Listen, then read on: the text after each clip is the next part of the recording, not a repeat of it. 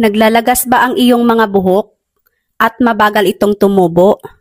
Gamit ang natural na hair dropper na ito, titigil na ang pagkalagas ng buhok at pabilisin ang pagtubo ng buhok ng mas mabilis. Ito ay isang madali at mabilis gawin. Para sa paghahanda ay kakailanganin natin ng lalagyan, kung saan maaari nating pagsamasamahin ang mga sangkap. Ang unang sangkap ay isang kutsara ng cloves. Nabibili ito sa palengke o kaya sa supermarket. Pagkatapos ay magdagdag ng 2 kutsara ng ginadgad na luya. Ito ay makakatulong sa paglago ng buhok at para labanan din ang balakubak. Ang susunod na sangkap ay 2 clove ng bawang.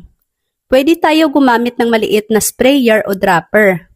Pagsamasamahin ang mga sangkap at lagyan ng langis ng niyog o kaya olive oil hanggang sa masakop ang lahat ng sangkap. Hayaan ang timpla ng 3